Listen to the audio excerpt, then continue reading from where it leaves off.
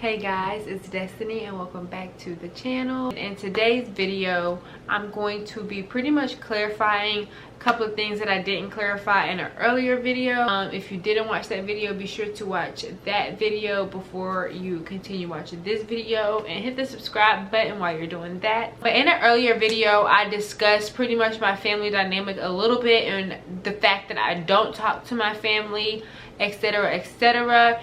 I don't think I did the best job at explaining everything clearly, because there was a lot of like misconceptions, a lot of questions, and then I just realized I don't think I explained things the best. One of the biggest misconceptions I think about how I said it and what you guys got from it was that it was like a consensus, like I just don't talk to any of my family and they're all like talking to each other. That's not really the case either. My family's really broken in a lot of different areas, so a lot of people don't talk to a lot of different people. Me personally, I just have chosen to disconnect altogether, and so therefore I talk to no one. So yeah, let me run it back a little bit. So my mom, when she met my dad, already had 2 kids and he had already had 1 kid. And so when they got married, they had me and another kid. So that's a total of 5 siblings. And we pretty much were raised together for the majority of our lives up until like teenage years-ish, pretty much. When my parents started to divorce or whatever. All of the kids were not all of my dad's, and not all of the kids were all of my mom. They were both married before they got married to each other, and they're both married now, which we'll get into later. So when they divorced, when my parents divorced, there was only me and my brother who had the option of who we were going to live with in that aspect, because obviously the other kids were solely, you know, in their respective, will go to their respective parents, obviously. And we chose different. I chose to live with my dad. That was my decision outright. I had chose to live with my dad, and I will get into why I chose to live with my dad actually. And I think my brother, who is younger than me, chose to live with my mom. He was a mama's boy. He was the youngest. He was pretty young to even like be dealing with this. So he did make that decision, which later changed as well, which we'll get into that. My decision to live with my dad was solely based off who I knew my parents are and who I knew that I wanted to be.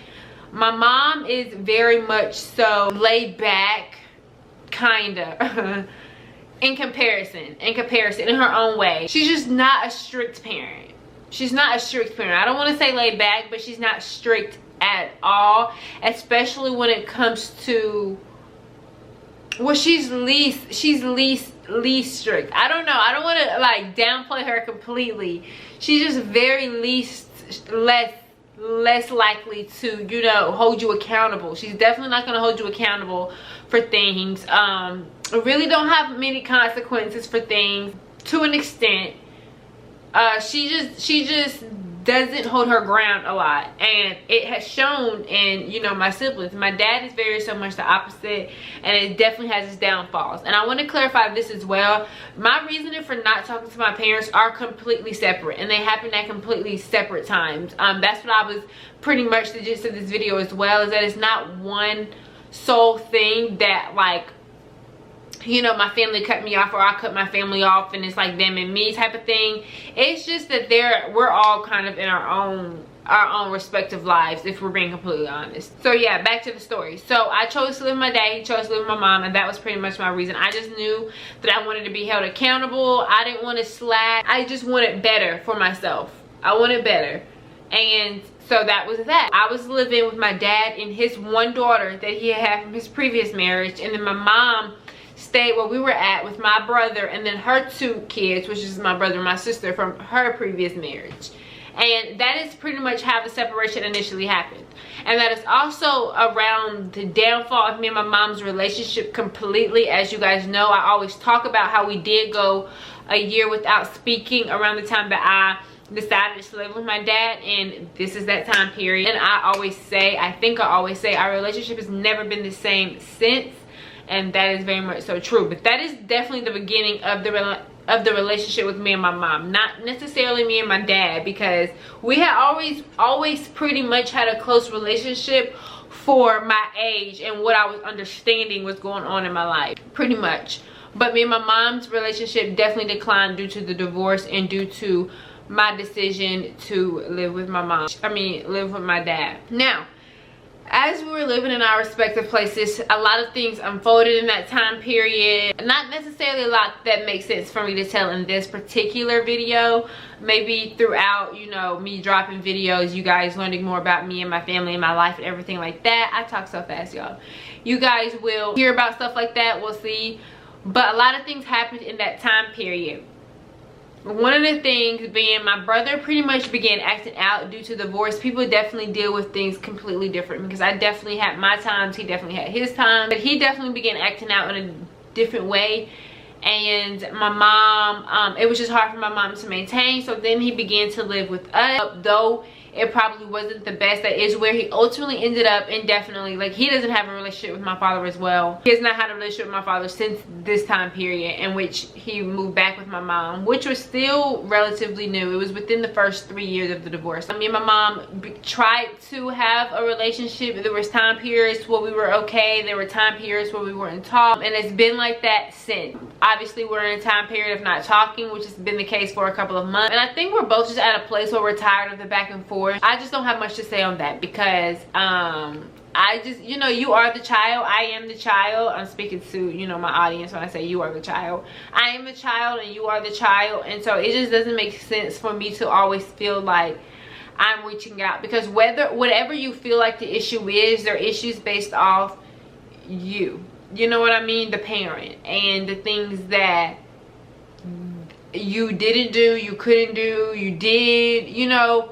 So it's always makes sense for the parents to take the initiative. So it does frustrate me to always feel like people are waiting for me to take the first step, or waiting for me to make the first move, because I don't know why. I don't know why.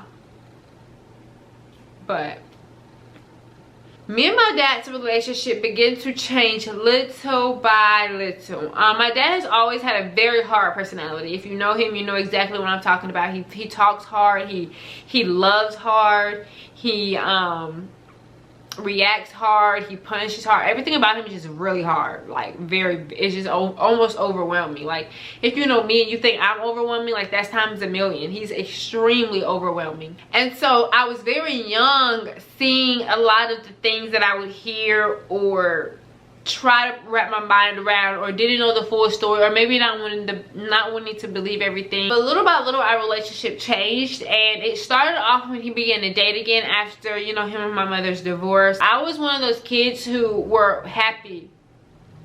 I had to make sure my phone wasn't ringing. I was one of those kids who were happy for my parents to divorce. I was not one of those kids who didn't want for it to happen, because it was very toxic and unhappy when they were living together. Not necessarily volatile, it was just very miserable. It was very miserable when they weren't in a good place, which was for a long time in the end. So I was one of those kids who were not like, you know, who didn't, I was okay for my parents to divorce, and so I wasn't feeling no type of way when he began dating. And then by the time that this happened completely, I was 18 going to college, so it didn't matter. Like, I had been raised, it's not like it didn't matter. But I was still in high school. Like, when it began, I think I was about a junior, between a sophomore and junior, definitely well within my senior year, so maybe junior to senior year. He began dating, and he began dating someone that was in a different city. The city was about an hour and a half away, and so he began staying there consistently throughout the night. And that was very, at first, you know, it was cool. And so I think, especially back then, you know, I've had years to think about it, especially back then, I was fine with it, kind of in the beginning, but then it started to get extremely lonely, like extremely lonely. And I just didn't understand, like, why he always had to be there when he knew I was at home, or like, I don't know, it just, that would never, like, I don't know, that just bothered me.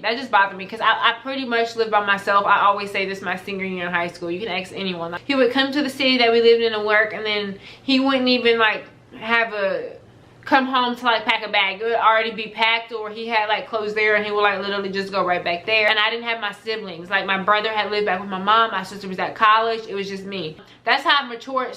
That's how I was able to mature so much in terms of taking care of a household, like paying bills, cleaning up the house, buying groceries, cooking, things like that. Is because I literally lived by myself. since high school, literally. Fun fact. Me seeing him change as he got into the relationship, and this is nothing against, you know, his wife and who he's married to. Remember, like the first night or something, like crying so much, and he pretty much, like, how cold he was in my reaction was just like, what are you crying for? Like, suck it up, get over it. That's very much so his reaction to everything. If you have an issue, it's your issue, it's not his issue. And so that's pretty much where we're at. I had an incident with my sister and my mom, and I called him to pretty much vent and tell him the situation. And instead of like listening or just being a listening ear, he wanted to almost exploit me to, I'm not gonna call any names, but like whoever was in the room, like had me repeat the story as I was telling him, had me pause, let someone listen in on the story and like let me repeat it, just so he could be like, I told you so, and this and that in front of the person, and just very much so make a mockery out of, you know, me. And like as a parent, like stuff like that, I don't understand, because a lot of these things, y'all, I've never even said directly to him, but you as an adult, like, you know. And so since that situation, he reached out to me maybe a month after. Now, we didn't talk for a month over, you know, just you being inconsiderate of my feelings. Even though that's like a mild example of other things that's happened, this is this example. And so instead of you taking accountability of just being inconsiderate of my feelings, something that's that small to do, you text me a month later. You go a month without talking to me, and then you text me a month later and you say, how dramatic are you being, like putting it on me. And I literally responded, okay. And we have not talked since, and that's been about 5-6 months. Y'all, I don't make these stories up. Like, these are the type of things that I go through with my parents. And so that's why I've kind of made the decision to just cut them off completely. Especially until I'm in a place where I can emotionally handle everything that they come with. Because I don't think, you know, you don't, this is like my saying, especially when it comes to my parents, because I think it applies to both of them in completely different ways, as you've heard. You just don't know what you don't know. You don't know what you weren't taught. You don't know what you didn't learn. You don't know what you didn't see. And like, it's funny that I'm able to like have that type of revelation for them, yet they don't have that revelation for me. And it's a direct reflection of them. Like, you didn't teach me, you weren't an example to me, you know what I mean? Yet you don't see that. So it's funny, but it's taken me like a lot of like time to myself, a lot of growth. And I'm on this big journey of self-like development, self-love. But I definitely wanted to clarify a lot on what's more on my family dynamic and how it all fell apart, and how I'm to the place of pretty much not speaking to anyone in my family. And then with, let me hit on my siblings a little bit. With that just kind of came like the separation of the parents. So me and my siblings had okay relationships, but obviously we don't learn great communication skills, or we don't learn to reach out, or, you know, we just weren't close. We just weren't close. Like, some of us are closer in different ways than the others, but overall I don't think we ever saw healthy relationships. And so we haven't really ever, none of us, I haven't seen any of us implement any healthy relationships, friendship or relationship, if I'm being completely honest. And so I've definitely tried to change that, and it's hard for them to realize it. And then it looks like doing everything that's not beneficial for them, but I think that it is, especially in the long run, and it's definitely beneficial for me. I hope y'all have been enjoying my videos. Make sure you all subscribe, give this video a thumbs up, and I'll be back very soon with another video. Bye guys.